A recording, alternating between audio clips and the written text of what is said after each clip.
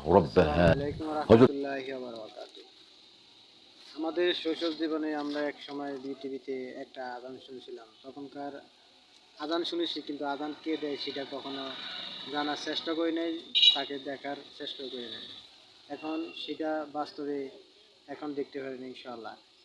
দেখেন, এই ব্যক্তি অত সুন্দরভাবে আপনার বিটিভিতে আজান দিত, এখন সেই ব্যক্তিকে সরাসরি দেখতে পাচ্ছেন। এখন দেখতে رب هذه الدعوة التامة والصلاة القائمة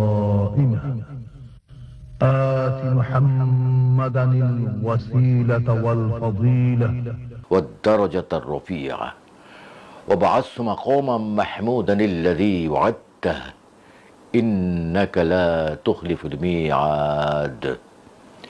হে আল্লাহ, এই পরিপূর্ণ আহ্বান ও শাশ্বত নামাজের তুমি প্রভু।